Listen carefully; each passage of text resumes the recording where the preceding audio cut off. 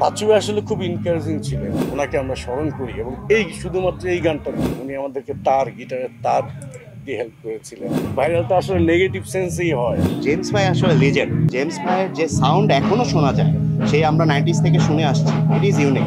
সাধারণত এইরকম কনসার্ট আমরা আগে দেখিনি। বৈষ্ণবী রক ফেস্ট আসলেই ধন্যবাদ পাওয়ার যোগ্য।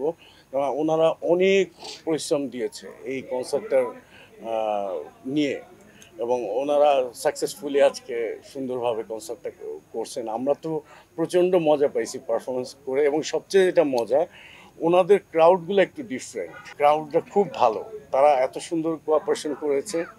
সব কিছু মিলে আমাদের পক্ষ থেকে বৈষ্ণবী রক ফেস্টকে অসংখ্য ধন্যবাদ এবং ওনারা যেন এই প্রক্রিয়াটা চালু রাখেন। একটু কষ্ট হচ্ছে বা হবে হয়তো মাঝে মাঝে, বাট ওনারা যদি সঙ্গীতের সাথে এইভাবে থাকেন তাহলে আমাদের সঙ্গীতের জন্য অনেক ভালো।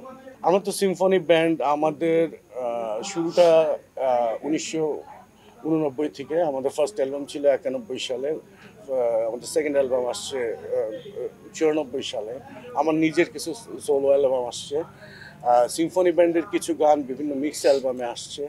তো এখন তো সিঙ্গেলসের যুগ, আমরা কিছু গান করছি এবং আমাদের সম্ভবত আমাদের নিজস্ব ইউটিউব চ্যানেলেই আমরা এগুলো লঞ্চ করব। এইভাবেই আর কি আমরা আলহামদুলিল্লাহ চলছি আপনাদের দোয়ায়। রূপালী গিটার গানটার বিষয়টা হচ্ছে, আমরা প্রত্যেকটা কনসার্টে প্রয়াত রক লেজেন্ড আয়ুব বাচ্চু, ওনাকে আমরা স্মরণ করি এবং এই শুধুমাত্র এই গানটা দিয়ে। বাচ্চু আসলে খুব এনকারেজিং ছিলেন। উনি আমাদের যখন প্রথম অ্যালবাম হয়, উনি প্রচণ্ড সহযোগিতা করেছিলেন। ওনার রেকর্ডিং শিডিউল আমাদেরকে দিয়েছিলেন, ঠিক আছে। উনি আমাদেরকে তার গিটারের তার দিয়ে হেল্প করেছিলেন। মানে অত্যন্ত ভালো একজন মানুষ আর কি। ঘাটতি কিন্তু নেই, তার কারণ আমরা যারা 90s ব্যান্ড, আমরা ওই সময় যা বাজাতাম, এখনকার ব্যান্ডরা যা বাজায়, ঠিক আছে, আমাদের সাথে আকাশ পাতাল পার্থক্য। আসলে ঘাটতি নেই, ওদের ভিতরে প্রতিযোগিতাটা অনেক বেশি।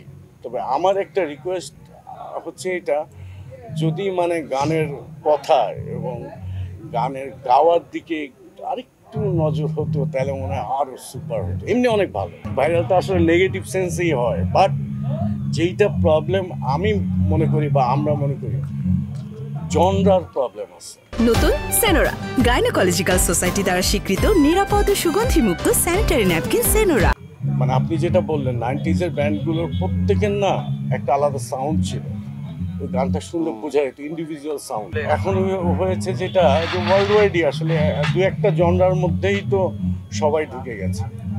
হ্যাঁ, এখন এখানে আসলে আমাদের এখানকার ব্যান্ডের ওইভাবে বলার কিছু নাই, কিন্তু তারপরেও কেউ কেউ ডিফারেন্ট ওয়েতে চেষ্টা করেছে বা এবং তারা সাকসেস হয়েছে। এখনকার শিক্ষাটা অনেক প্রপার হচ্ছে, নট অনলি সিনিয়র, এখন ইউটিউবেও অনেক ভালো ভালো লেসন আসতেছে এবং প্রপার ওয়েতে আসতেছে।